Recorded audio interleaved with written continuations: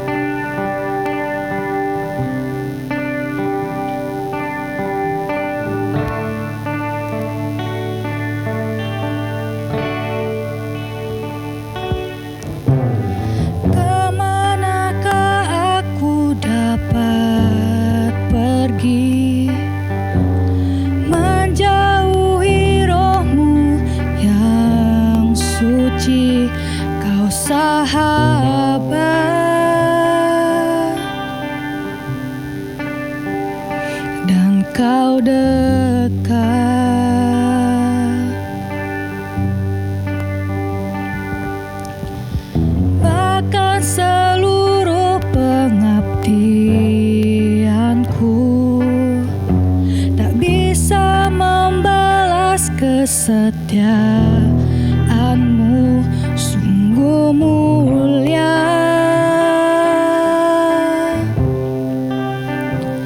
dan berharga, sungguh besar pengorbanan-Mu bagiku, terlalu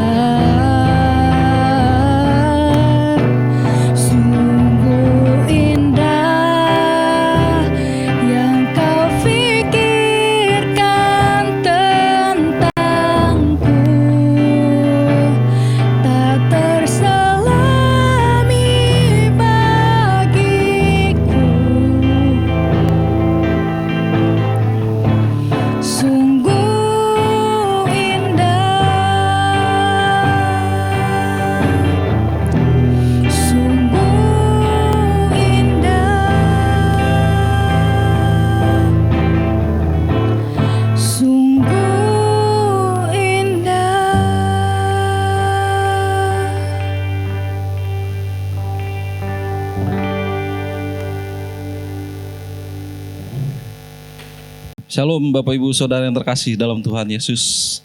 Bertemu dengan saya masih Fendi. Saya sebelumnya mengucap syukur atas perjalanan kemarin kami tim misi ke Ciparai dan Tanjung Sari. Itu semua berkat anugerah Bapak Ibu Saudara sekalian. Sebelum kita mulai, mari kita berdoa dulu. Bapa kami yang di surga, kami bersyukur Tuhan pada malam hari ini. Kami di sini berkumpul untuk mendengarkan firman-Mu pada malam doa misi Tuhan. Kiranya segala sesuatu yang Tuhan ingin sampaikan, Tuhan sampaikan pada hari ini ya Tuhan. Kami mengucap syukur juga atas segala kebaikan Tuhan pada hari ini. Kami siap Tuhan pada hari ini untuk mendengarkan firman-Mu. Haleluya, amin.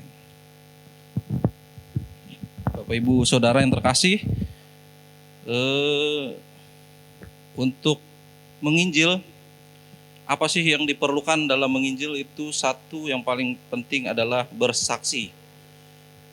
Jadi bersaksi pada Yohanes 4 ayat 39. Yohanes 4 ayat 39. Dan banyak orang Samaria dari kota itu telah menjadi percaya kepadanya karena perkataan perempuan itu yang bersaksi. Ia mengatakan kepadaku segala sesuatu yang telah kuperbuat. Jadi saudara sekalian, apa sih bersaksi itu? Yang saya dapatkan di sini adalah bersaksi itu mengulangi atau menceritakan ulang pernyataan kejadian yang mengenai apa yang terjadi, apa yang kita rasakan, apa yang kita alami, kita ceritakan kembali kepada orang lain. Di situ yang namanya bersaksi. Ya. Untuk bersaksi, bagaimana bersaksi yang benar sih? Ada beberapa sumber yang saya dapatkan di sini. Yang satu, bersaksi itu menceritakan kebaikan Tuhan yang dialami. Seperti Paulus di hadapan Raja Agripa, di mana dia di sini harusnya kalau seorang manusia biasa ya dia meminta ampun gitu, meminta mohon agar tidak dihukum mati karena di saat itu dia dihadapkan dengan hukuman mati. Tapi dia malah bersaksi tentang Tuhan Yesus gitu. Dia menceritakan segala sesuatu kebaikan yang Tuhan Yesus perbuat, Tuhan yang perbuat pada masa itu, sehingga Raja Agripa pun hampir saja bertobat gitu, percaya. Tapi dari situ Paulus menjadikan banyak saksi-saksi lainnya. Yang kedua adalah bersaksi yang benar itu seperti apa? Itu yang memberikan sukacita, harapan baru, dan menguatkan iman pendengar. Yang ketiga, pendengar bisa mengenal Allah dengan lebih baik. Yang keempat, memuliakan Tuhan melalui cerita pengalaman kita. Terus bersaksi itu bagaimana sih? Bersaksi itu wajib apa enggak? Nah, yang namanya saksi itu saya dapat dua, menurut hukum dunia sama menurut keimanan Kristen. Kalau menurut hukum dunia, saksi itu adalah wajib ya. Jika kita disuruh bersaksi secara hukum, kalau kita enggak mangkir saksi pertama, kedua, ketiga, bisa jadi kita malah jadi tersangka. Menurut hukum dunia, setiap orang wajib melaksanakan dan memenuhi panggilan atau diminta untuk menjadi saksi untuk memberikan keterangan atas suatu perkara yang terjadi. Jadi kalau saksi itu secara dunia itu wajib ya. Terus menurut iman Kristen itu gimana? Iman Kristen itu ada dua ayat yang saya temukan di sini, Yesaya 43 ayat 10. Kamulah saksi-saksiku, Yesaya 43 ayat 10 bilang, kamulah saksi-saksiku. Jadi jelas ya, Tuhan di sini ingin kita menjadi saksinya gitu. Melalui bersaksi ini, yaitu orang-orang yang menerima langsung pengampunan dan penebusan Allah. Tuhan Yesus Kristus kita mengalami dan merasakan langsung kebenaran firman dan kasih Allah. Jadi dari Tuhan sudah ngasih kita harus wajib memberikan kesaksian kepada orang lain gitu. Udah gitu, kesaksian itu kan suatu tugas wajib ya bagi orang Kristen, seperti Tuhan Yesus bilang, tugas yang mulia mengabarkan Injil sampai kemanapun, jadikan semua manusia muridku. Itu satu hal yang menjadi dasar kalau bersaksi itu wajib. Yang kedua, 1 Yohanes ayat yang 1 dan ketiga. Apa yang telah kami lihat dan telah kami dengar itu kami beritakan kepada kamu, supaya kamu pun beroleh persekutuan dengan kami, dan persekutuan kami adalah persekutuan dengan Bapa dan dengan anaknya Yesus Kristus. Sudah jelas sekali di sini ya, di 1 Yohanes 1 ayat 3 berkata kalau Kalau persekutuan kami itu persekutuan dengan Bapa dan Anaknya, jadi sehingga kita harus bersaksi. Jadi saudara-saudaraku yang terkasih, di sini saya dapat gambaran kalau kesaksian itu seperti sebuah KTP ya. Kenapa saya bilang KTP? Kalau ingin menjadi anak Allah dan masuk ke surga itu suatu syaratnya itu adalah bersaksi. Di mana untuk menjadi warga negara Indonesia pun harus ada KTP syaratnya ya. Saya ibaratkan bersaksi itu KTP. Kenapa? Kalau KTP itu bikinnya itu ada syarat-syaratnya. Begitu juga dengan kesaksian. KTP membuat syaratnya satu itu usia harus 17 tahun untuk KTP. Nah maksudnya apa kalau secara rohaninya? Bersaksi itu kita harus dewasa secara iman untuk bersaksi. Sabar, berbuat baik, menjadi teladan bagi orang lain. Kalau kita tidak bisa mencerminkan, bagaimana kita bisa bersaksi gitu. Terus syarat yang kedua untuk bikin KTP apa? Akte lahir. Akte lahir ini saya ibaratkan kita harus lahir baru atau dibaptis. Untuk syarat menjadi bersaksi. Nah, kalau ditanya kamu sudah Kristen belum? Sudah dibaptis belum? Belum. Loh kok kamu bisa bersaksi gitu?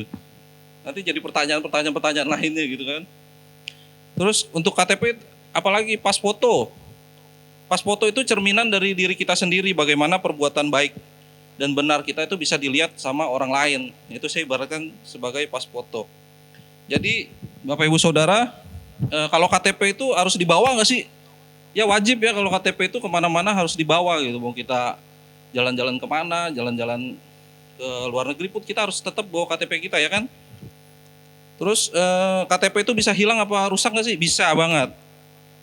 Nah begitu juga dengan kesaksian. Kesaksian kita bisa menjadi rusak bila kita bersaksi bukan untuk memuliakan Tuhan gitu. Bersaksi tentang hoak, bersaksi tentang yang lain itu tidak memuliakan Tuhan.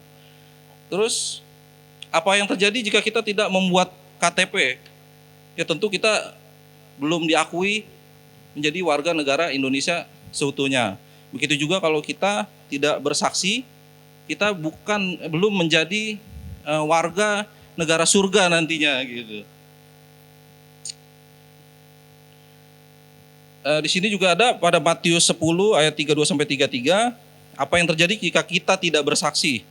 Setiap orang yang mengakui aku di depan manusia, aku juga akan mengakuinya di depan Bapakku di surga. Tetapi barang siapa menyangkal aku di depan manusia, aku juga akan menyangkalnya di depan Bapakku di surga. Jadi di sini jelas sekali, Bapak Ibu Saudara, kita benar-benar harus bersaksi dan mengakui. Bersaksinya itu mengakui kalau Yesus Kristus itu adalah Kristus dan Juru Selamat gitu. Kalau kita tidak mengakuinya dia di depan orang lain bahkan menolaknya, apakah kita nanti pada saat di akhirat nanti kita diakui? Tidak akan gitu. Makanya saya mengajak Bapak Ibu Saudara semua, mari kita bersaksi agar memperoleh pengakuan gitu, pengakuan Yesus Kristus nanti di hadapan Bapa. Oh ini anakku, ini dialah yang bersaksi untukku gitu. Sehingga Bapak, oh ya, mari ikut denganku ke surga. Apa nggak senang ya kan, Bapak Ibu Saudara? Jadi begitu saja Saudara, mau nggak diakui Bapak di surga, masuk kerajaannya? Tentu mau ya. Mari bersaksi Bapak Ibu. Sedikit saja dari saya, terus ada sedikit tambahan dari saya untuk mitra dana yang sampai saat ini itu ada 140 orang saudara yang kita punya mitra dana itu, tapi sayang sekali yang aktif itu hanya 50%-nya gitu. Saya sangat berharap kita lebih lagi mendukung tim misi, lebih lagi mendukung pelayanan misi apapun bentuknya. Mari Bapak Ibu Saudara, untuk mitra daya juga dari 16 orang yang tercatat itu hanya 1 atau 2 orang itu yang mau membantu. Itu kan sangat disayangkan ya. Untuk mitra doa ada 50 orang, tapi kita tidak tahu berapa sih sebenarnya yang mendoakan kita gitu. Tapi saya yakin dan percaya jemaat GB Batu Penjuru pastilah mendoakan kita untuk tim misi. Demikian Bapak Ibu Saudara, terima kasih. Kiranya firman pada malam hari ini memberkati kita, menjadi rema dalam hidup kita. Mari kita berdoa. Terima kasih Tuhan Yesus, terima kasih Roh Kudus atas kasih setiamu pada kami Tuhan. Selesai hamba berbicara, kiranya Tuhan Yesus yang sempurnakan firman kami pada hari ini. Tuhan berkati seluruh pos-pos PI kami dimanapun mereka berada. Tangan Tuhan Yesus Kristus sajalah yang memberkati mereka. Juga tim-tim misi Tuhan, kami beserta juga tim dengan jemaat dan gembala Tuhan Yesus berkati. Mitra Dana, Mitra Misi, Mitra Daya, baik yang sudah memberkati atau belum, Tuhan Yesus juga berkati. Tuhan, kami berterima kasih atas segala yang Kau berikan. Biarlah pada malam hari ini semua dalam damai sukacitamu. Terpujilah Engkau Tuhan Yesus. Haleluya. Amin. Bapak Ibu Saudara, sampai sini saya kiranya kita akan bertemu lagi pada malam doa misi berikutnya. Haleluya.